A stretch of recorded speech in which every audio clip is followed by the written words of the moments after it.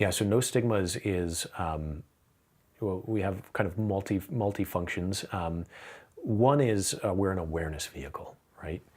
The name itself, NoStigmas, kind of speaks to the world that we want to create, right? A place where people can live without having to wear those masks, without feeling ashamed about their mental health issues. So creating an environment where it's okay to talk about it.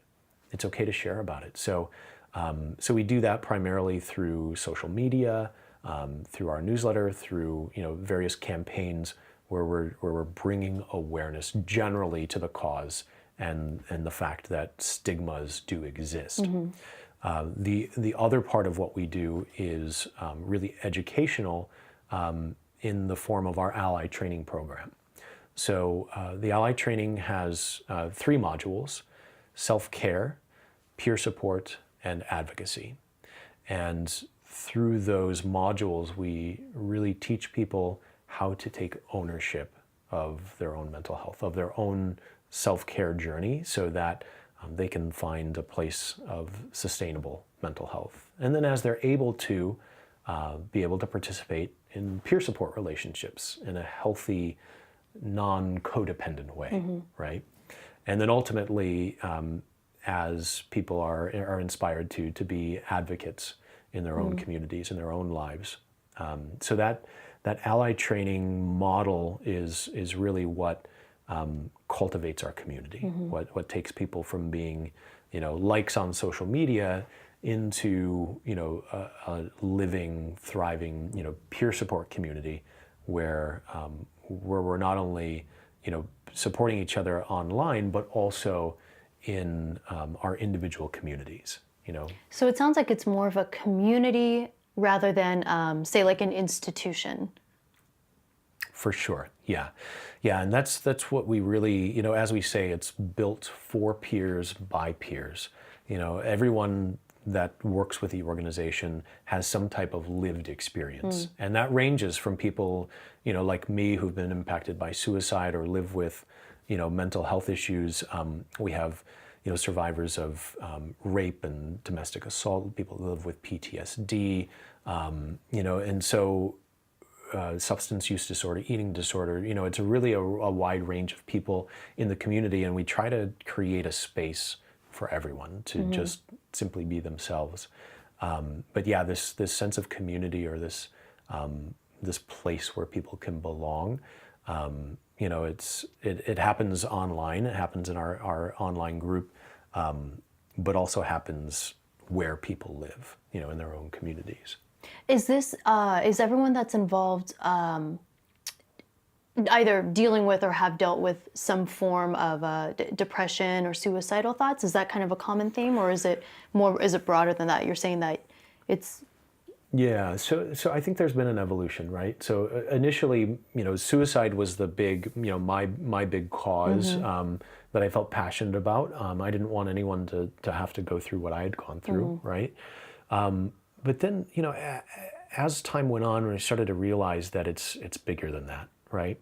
So these days we really see like mental health as being sort of the hub.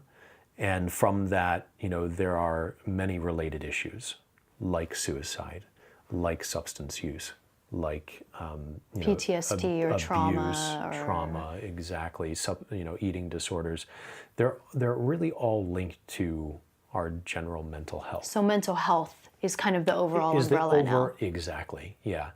And in that way, it's general enough that that anyone feels like they can belong, because we all have mental health, right? It may range from poor to bad. well, right? Yeah. But we all have mental health, and so there's a place for everyone at NoStigmas. But we have enough individuals and enough information on specific, focused areas that I feel like it's not just so nebulous that someone feels like they can't get something out of it. Well, on the topic of mental health, I mean, is mental health, or I should say, what would the word be? Mental issues and mental illness. Is mental illness on the rise, or would you say that it's just more acceptable to talk about it now. Yeah, that's a big topic of discussion right now.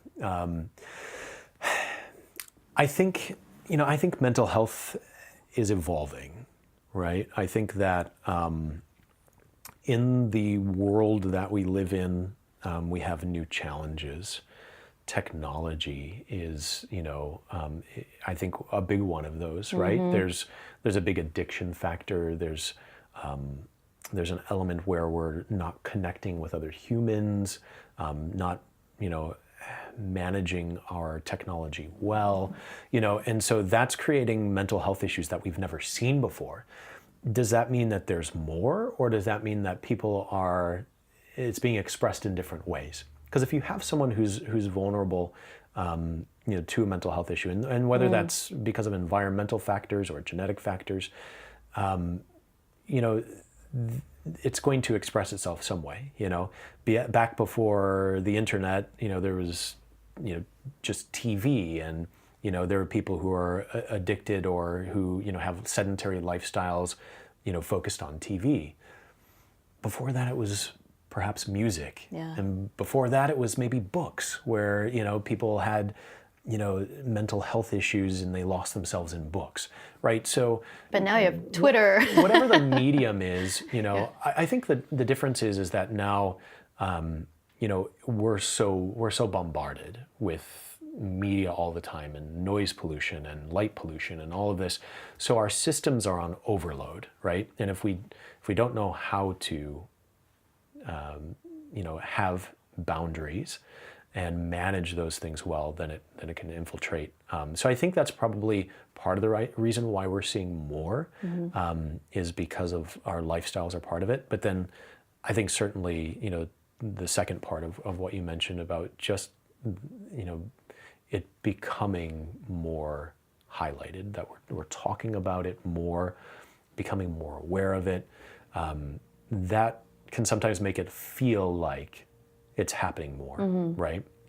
So perhaps the levels have always been happening, but now we're just recognizing it. We're talking about it, not sweeping it under the rug, not wearing a mask.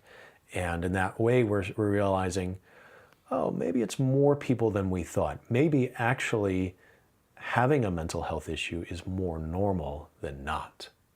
Hey everyone, thanks so much for watching the episode. If you're interested in contributing to the conversation and supporting the show, there's 2 easy things you can do. 1, click subscribe, and 2, visit our Patreon page where you get exclusive access to the Exploring Minds community.